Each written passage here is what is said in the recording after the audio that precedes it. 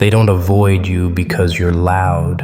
They avoid you because you see too much, not with your words, with your silence, with the way you stand still while others unravel.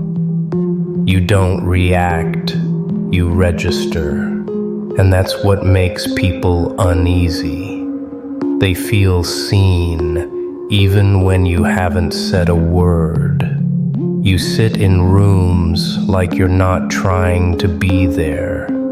You hear things you're not supposed to. You notice shifts in tone, the lies buried under laughter, the insecurity wrapped in overconfidence. They try to keep the surface clean, but you're already underneath it. That's the part they fear. Not exposure, but understanding. Because when someone truly sees you, you lose control. You can't shape what they perceive. And you never ask, you never press, you just look. And people start confessing without realizing it, not with words, with tension, with what they avoid saying, with what they say too much. You've become the mirror they didn't ask for, the reflection they didn't want. And it doesn't matter if you're kind, calm, even silent. Your presence demands something they don't have: honesty. And that's not something they're used to giving without a mask. So they keep their distance, not because you're dangerous, but because you're exact. And exactness, that terrifies more than power ever could. They start adjusting when you enter, subtle things, the way they sit, the way they breathe. Some go quiet, others get louder, but none of it's real. You've seen it before. That shift, that discomfort masked as confidence. It's not what they say, it's what they correct too fast, what they over-explain, what they leave out. You don't react, you never have. That's what makes it worse. You let them spin, you let the space stretch, you let silence fill the cracks they're trying to cover, and suddenly everything feels exposed, not because you spoke, but because you didn't. People can handle conflict, they can handle criticism. What they can't handle is a gaze that doesn't move, a presence that doesn't blink. You don't interrupt, you don't attack, you don't need to. The weight of your attention is enough, and they feel it deep, like a blade that never cuts, but never leaves either. So they talk faster, laugh harder, drop names, share stories that don't need to be told, hoping if they give you enough noise, you'll hear what they want you to hear. But you're not there for the noise, you're there for the space between it, and they know that, which is why they start leaving earlier, avoiding eye contact, changing the subject, because they can feel you seeing past it all, and what you see they can't unsee. They start to question themselves, but they don't know why. It's not what you said. You didn't say anything. You were just there, watching, and somehow that's worse. Because words can be denied, but silence when it knows something becomes a threat. You didn't expose them, you didn't challenge them, you just didn't buy it. And people can feel when they're not believed, not rejected, not insulted, just seen too clearly. They try to act the same, keep the tone light, the posture confident, but everything feels off. like their mask doesn't fit as tightly anymore. Because when you're in the room, everything becomes a test, not one you give, but one they start failing. They measure themselves in your presence and come up short, not because you made them feel small, but because they finally saw how small their noise really is. You don't need to speak to reveal someone. You just need to see them. Not the version they offer, the one they avoid, the flaw in the frame, the detail they thought was hidden, the truth they dressed in style and status and laughter, but it still bleeds through, and you saw it before they did. Now they avoid not just you, but the mirror you become when you're near, because you remind them of something they've buried too deep, that their performance has cracks, and your silence doesn't applaud. They start talking about you when you're not there, not directly, not by name, but in the way people mention a storm after it passes. Quiet, unsettled, like something happened they can't explain, but they all felt it. You don't leave bruises, you leave silence that doesn't fade, because you don't just see through people, you make them see themselves, and not the version they put online, not the one they charm their way into a room with. No, you make them look at what's underneath that, the boredom, the bluff, the parts that still feel like they're pretending, and that's why they pull away. Not because you did anything, but because you didn't need to. You sat there and listened, and in the absence of your performance, theirs started to collapse. You didn't react, so they had to. And they didn't like what came out when there was no script to lean on.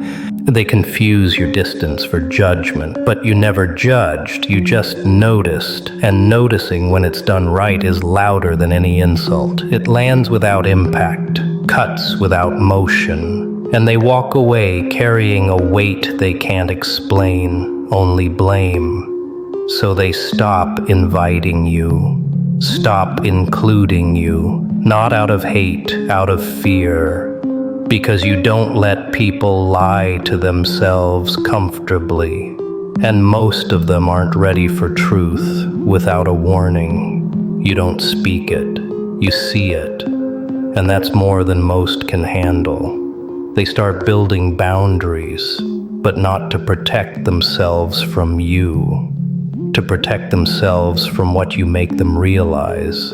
You don't raise your voice, you don't debate, you don't confront, but your silence rearranges people quietly, permanently.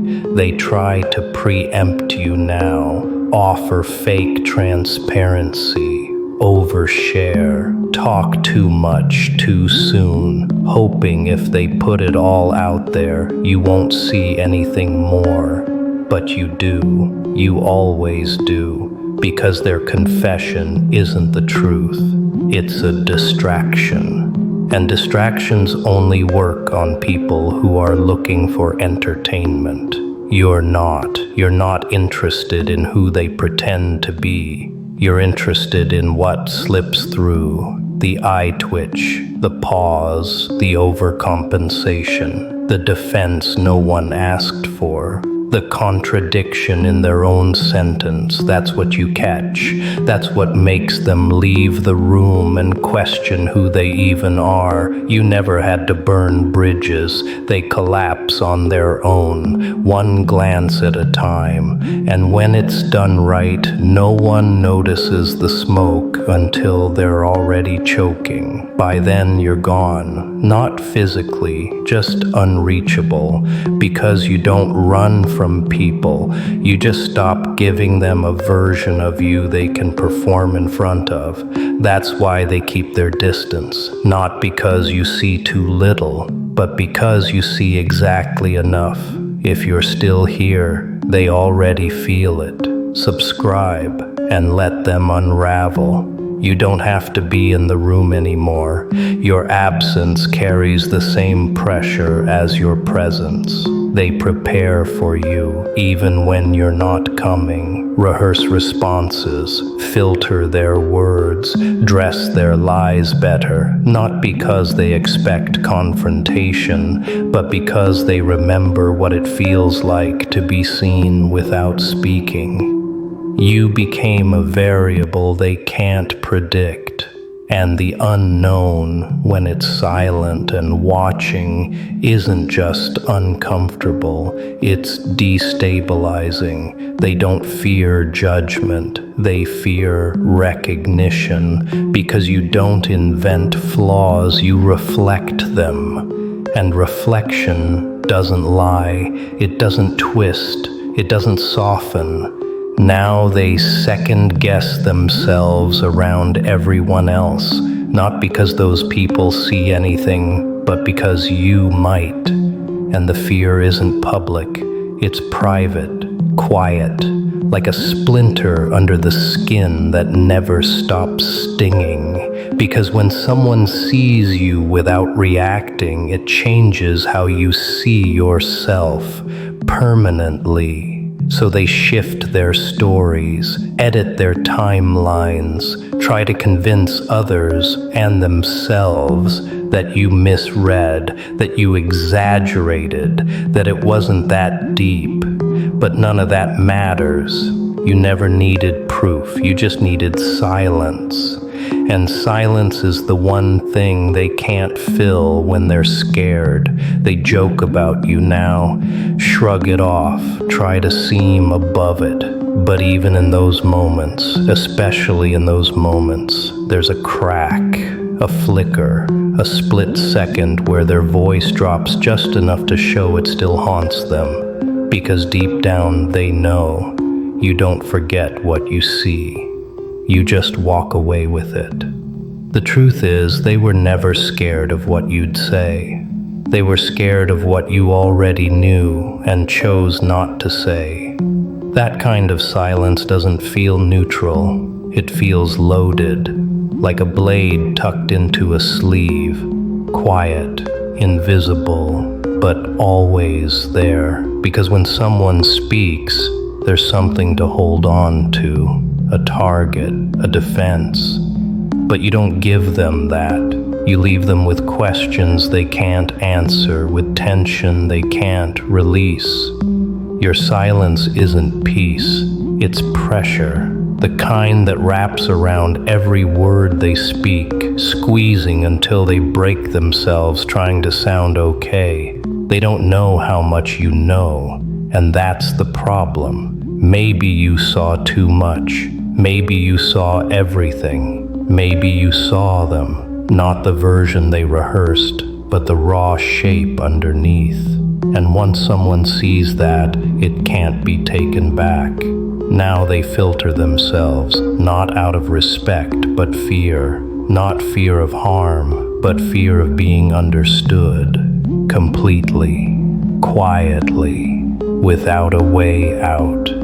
You didn't need a reason to stop talking. You had all the reason in the world, and that silence still circles them like a storm that never fully passes, just waits. Because you didn't expose them. You left them alone with the version of themselves they didn't want to meet. And that's a punishment more permanent than any word could deliver.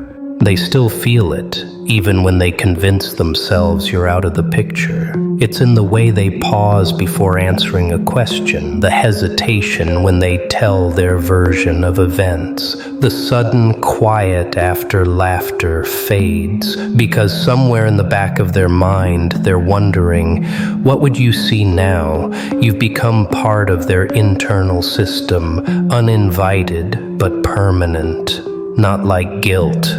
Guilt fades. You became something else.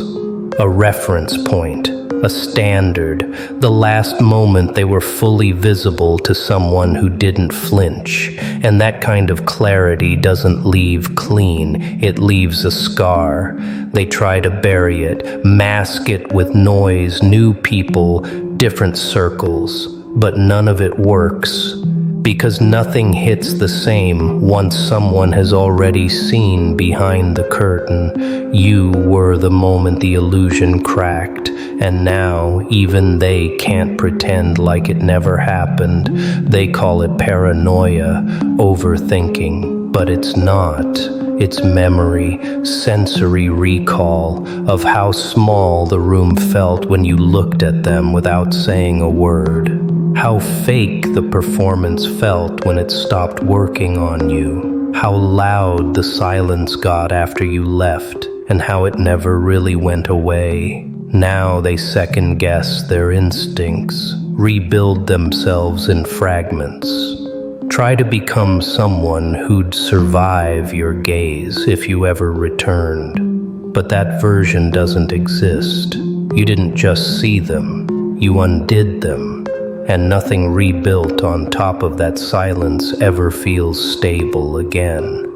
Because once someone's truly seen, they don't forget it, even if you never say a thing. They're rebuilding, but not from strength, from fear, from exposure, from the hollow left behind when you saw them clearly and left without comment.